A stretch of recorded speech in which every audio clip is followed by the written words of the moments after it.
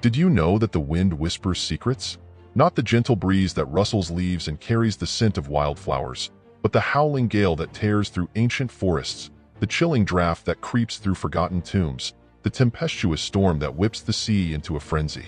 These winds, they carry the whispers of Pazuzu, the king of the demons of the wind. Pazuzu, a name that strikes fear into the hearts of mortals, is not a being of darkness, but of chaos. He is a creature of the storm, born from the swirling vortex of the primordial winds, his form a grotesque amalgamation of beast and demon. His head, a grotesque mask of fury, is adorned with horns that twist and turn like the branches of a storm-ravaged tree. His body, a writhing mass of scales and feathers, is a testament to his power over the elements. His wings, vast and ragged, are the very embodiment of the tempest, capable of summoning storms that can shatter mountains and drown entire cities. But Pazuzu is not merely a force of destruction. He is a being of ancient power, a primordial entity who existed before the creation of the world. He is the embodiment of the wild, untamed forces of nature, the chaotic energy that lies at the heart of existence. He is the wind that whispers through the cracks in reality, the storm that threatens to tear the fabric of the universe asunder. His origins are shrouded in mystery, lost to the mists of time. Some say he was born from the breath of Tiamat, the primordial goddess of chaos. Others claim he was the offspring of Anu, the god of the heavens, and his consort, Untu. Regardless of his lineage, Pazuzu is a being of immense power, a force to be reckoned with. His domain is the air, the vast expanse of sky that stretches above the world.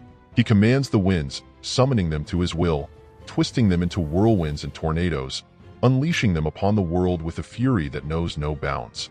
He is the bringer of storms, the harbinger of chaos, the embodiment of the untamed forces of nature. But Pazuzu is not merely a force of destruction.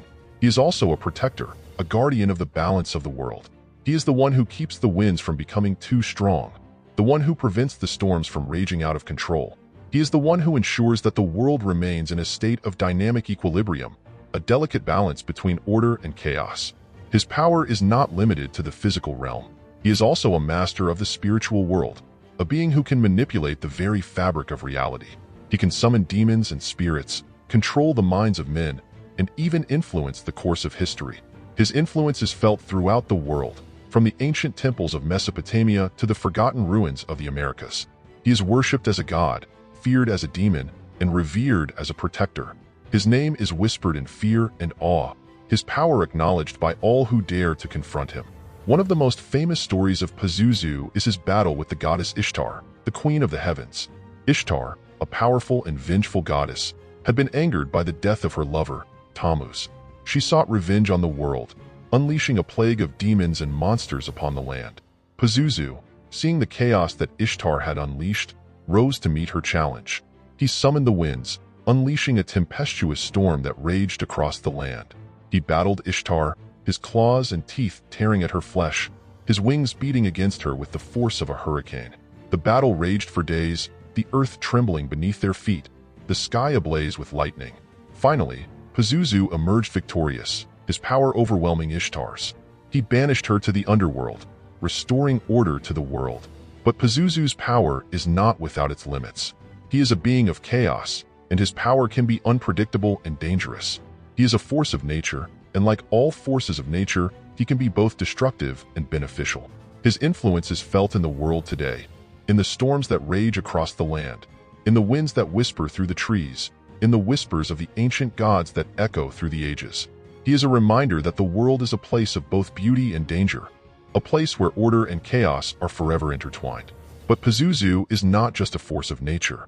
He is also a symbol of the human spirit, a reminder that even in the face of overwhelming odds, we can rise to meet the challenge. He is a symbol of our own inner strength, our ability to overcome adversity and emerge victorious. He is the wind that whispers through the cracks in reality, the storm that threatens to tear the fabric of the universe asunder. He is the embodiment of the wild, untamed forces of nature, the chaotic energy that lies at the heart of existence. He is Pazuzu, the king of the demons of the wind, and his story is a reminder that even in the darkest of times, there is always hope. But Pazuzu's story is not just a story of power and chaos. It is also a story of love and redemption. For Pazuzu, despite his fearsome appearance and chaotic nature, is also a being of great compassion. He is a protector of the innocent, a defender of the weak, and a champion of the downtrodden.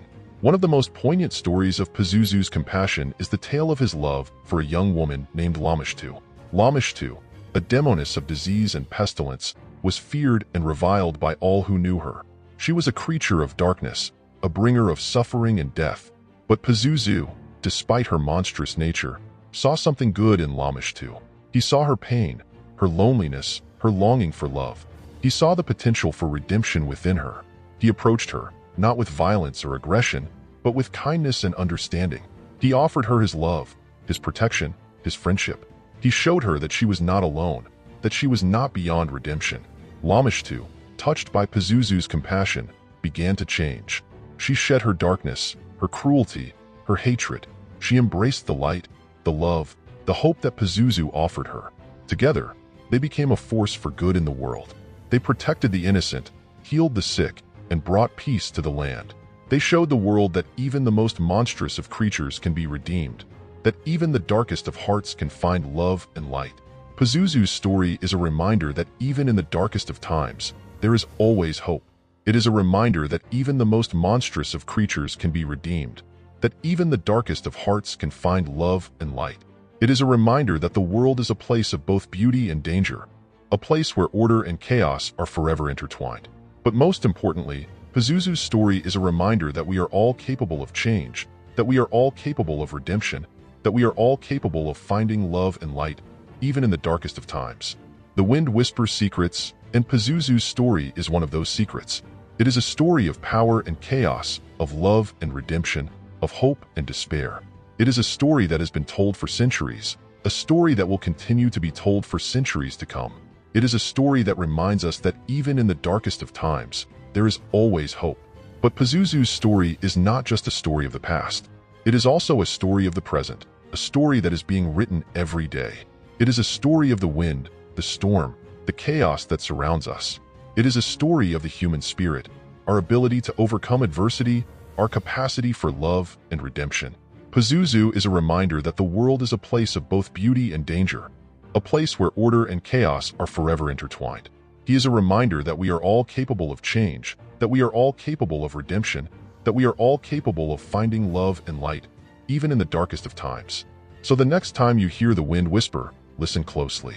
You might just hear the story of Pazuzu, the king of the demons of the wind, a story that will remind you that even in the darkest of times, there is always hope.